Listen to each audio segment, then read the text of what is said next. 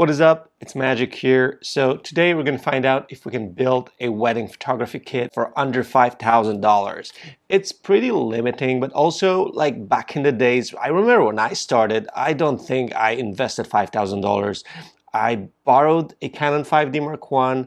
I had my own Canon 30D as a backup camera. I think I also borrowed a flash from one of my friends, and I never shot flash before. So for my first wedding, so like I was a hustler.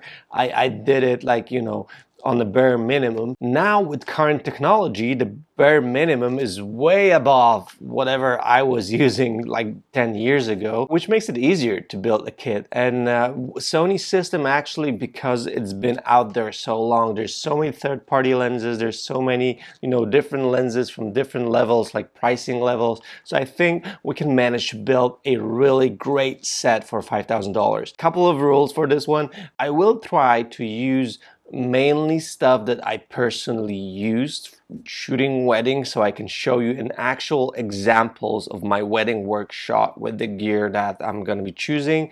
And then two, we do need like two cameras, like main camera, backup camera. I'm going to be using prime lenses because they are cheaper, and I think it's going to be easier to build a kit with prime lenses. Also, I personally shoot prime lenses, so I can show you work using prime lenses. Then we will need a flash, memory cards, batteries. It's going to be a full set of everything you need to shoot a wedding. Okay, I'm going to try to do it on Amazon, so yeah, let's see if it works out. So I'm going to start with a camera. We obviously need a camera. We actually need two cameras, but I don't think we can afford two cameras like on the same level, like two main cameras. So I'm gonna start with Sony a7 III. I believe would be the best what you can get for the money if you're sort of on a budget but also needing really good performance, like two card slots. Like anything prior to a7 III would not work because it does only have like single memory card, and I do think that like shooting weddings, at least the main camera needs to have two slots for memory cards. So Sony a7 III, let's see, it's $1,800 for a body only. I think it's a good deal. We're not pairing it with any lenses. We're gonna choose the lenses later on. So I'm just gonna add this to the cart. Bam, first one. It is. So Sony a7 III, even though it's like quite old camera, it's still very capable for weddings. It has great autofocus. It has eye tracking autofocus. There's so many people that still shoot weddings with a7 III. I personally still shot weddings with a7R III, which is like on par with a7 III with the technology and like how it works for weddings. I'd say it's even worse in terms of autofocus. a7 III has a superior autofocus system from a7R III that I have been using until the late last year. So like last season, like everything you see basically on my Instagram until the last year is shot with a7R IIIs. Like it's super capable camera for weddings, hands down. Great ISO performance, great autofocus, and yeah, just a great camera overall. We also do have a7 IV, which is the camera that I personally switched to, and I think they're better than a7 III or a7R III for weddings. I even have a video, you can check this out on my channel, comparing these two, like giving you what is important changes for weddings. But a7 III, again, really capable camera, and I think in this budget, under $5,000, we can make it with a7 III. Now the lenses. I'm gonna start first with lenses, and then I'm gonna add a backup camera, seeing like how much budget we have left for. So I do believe we do need a 35mm lens, and one of the finest for a great price is 35-1.8 for Sony. It's this one, $750.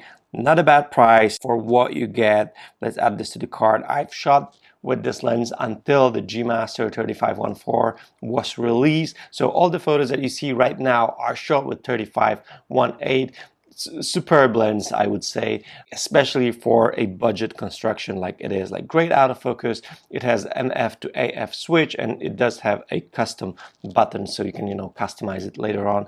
And 35 being like the most popular focal length for wedding photographers, for like documentary style wedding photography, and then you can also use it for portraits as well. I think it's like a go-to lens for many photographers, and I think it would be a great pair to shoot weddings. And actually a7 III and 35-1.8 would be probably enough to go and like, try shooting weddings. I could probably shoot a wedding with just this lens and this camera, but again, I'm trying to build a full kit right now, so you can just charge to shoot wedding. I wouldn't charge to shoot a wedding with just one camera and one lens. Personally, for me, I'll probably would go like the next lens, I would go for 50, but building like more, let's say all around kit, the better option would be going for 85mm lens. And there's also 85 1.8 lens for Sony, very similar to this 35 lens. Let's see, it's this one, $598. Let's see, let's add this to the cart. So 35 and 85, we have one wide angle lens and one sort of telephoto lens, and these two very capable of shooting most of the stuff. Like, I personally don't shoot as much with 85 as I do with 50, but again, trying to build more all-around set, I think 85mm is way to go. Okay, looking good so far. $3,000, so we have $2,000 left. I do think, and the next thing we need on our kit, let's go for essentials, and then we might add a bonus lens. Okay, so essentials, I think like it would definitely need a flash. Unfortunately, the Sony flash would be, I think, too expensive for us, even the small one. Let's see, Sony flash units. Let's see, what do we have here? Yeah, it's like 600 bucks. This one, it's not even available. This one's 500, 370, not so bad, but for but because we need two flash units, I think I would go for a Godox flash. I personally don't like them. It's just like plastic fantastic, but it does the job. And especially if we're building a kit on a budget and we need two units, one as a backup, one as a main unit, I do think that we need to go for a cheap flash like this. Personally, I do use Profoto flashes, but these are like over $1,000, so no chance we can afford that in our little kit. Yep, that's the one. Build kit Godox X. Sweet. Add to the cart. That's good, that's good, we're getting there. So what we need more, we definitely need some memory cards, and we do definitely need a spare battery. And we might also need a charger, actually, because Sony a7 III doesn't come with a wall charger. It does come with like the USB charger. It does come with a wall charger, but this is like the USB one that you have to connect it to the camera. So you cannot charge the battery itself. And having just one camera, you cannot, afford having it's lying on a table and being charged. You need a wall battery charger. So let's start with that. Let's go with Sony camera. Sony charger. Okay, let's go for the one by Sony, and we'll see if we can fit in a budget. So up to the cart, and we do need a spare battery. So Sony a7 III battery.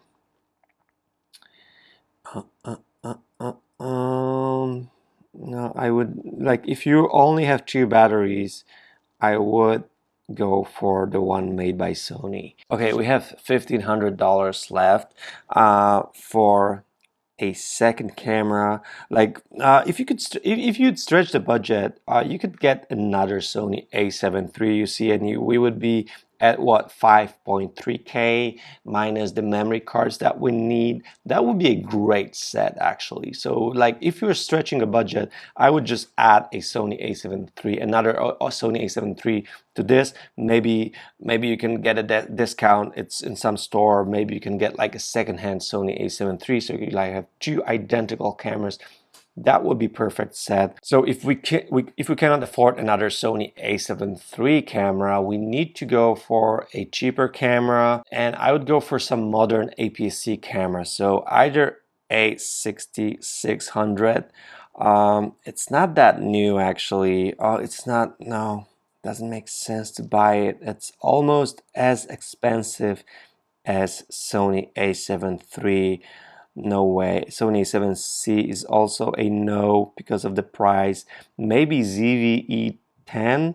So that's the new vlogging camera, but you can obviously take photos with it. I've shot it recently on my trip to Como. I've shot some photos with it. It has real-time tracking autofocus. So it actually has better autofocus than Sony a7 III. So it would be a great second camera.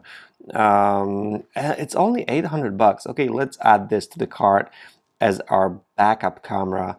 And also, sort of our backup camera would be our possibly vlogging camera, so you can add a content while shooting weddings. That's additional points to this camera. And it will see at 4.3K.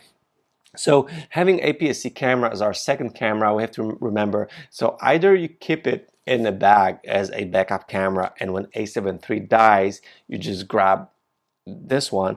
But then remember, with the crop, 35 become 50 and 85 become 100 something. So you need a wider angle lens. So we might want to look for Sony 24. We can't afford, maybe we can afford 24 mil f1.8.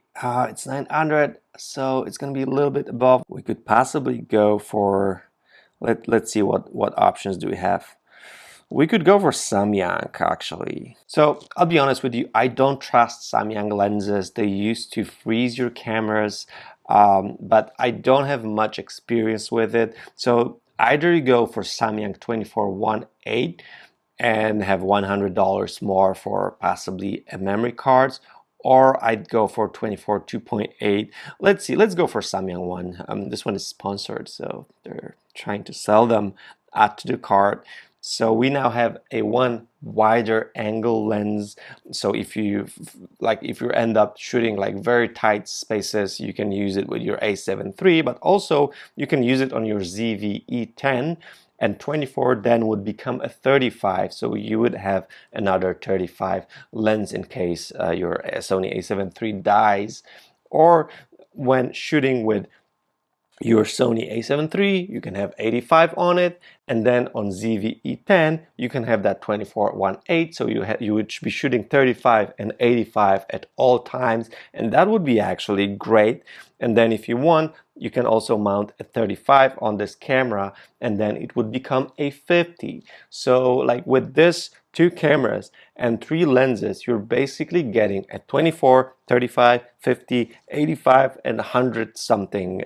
So you have like 5 different focal lengths thanks to the APS-C camera that you have on you as your second camera. So that's not a bad deal actually. And we're still $177 spare. So now we can spend this on a memory cards. Also, that's important, Sony ZV-E10 doesn't shoot the same batteries as a7 III. That's a bummer. So you would need a spare battery for this camera too. So ZV-E10, possibly even 2 batteries, because these are small batteries. Let's see how much is the original battery. Where is it? All these third-party batteries here, don't they sell? Oh yeah, that's the one. It's a 50 bucks. Quite expensive. Okay, let's add 2, because again, that battery is quite small, and we have 70 bucks for memory cards. Let's see if we can get some SanDisk Extreme Pro cards. Oh man, we're tight, but we can do it. So we need 4 of these. Oh, I can buy only 3. What's up? Add to the cart 3 of these. So 2 of these would land in your a7 III, and a third one would land on your ZV-E10. So remember, ZV-E10 doesn't have 2 memory card slots, it does have only 1. So it's better to treat it as a second camera or a backup camera, but also you can have it on you all the time just to, add another perspective, especially shooting with 2 prime lenses. But yeah, that's the set. Come on, it's a great set actually. You could easily shoot full wedding season with this set. You have a7 III, 35, 85, and a 24mm lens, the second camera ZV-E10, some spare batteries, charger, 2 flash units, bam, you're ready to rock and roll. And then if you have like a spare 39 bucks, you can also purchase my presets, or at a discounted price, you can purchase it with my editing course and learn how I edit my wedding photos. All of my wedding photos, I edit with just one preset called Magic Cadabra. That's the one. So let me know down in the comments what you would make different with this amount of money. I do think we have pretty capable set, but yeah, let me know down in the comments, and then see you guys in the next video. Ciao.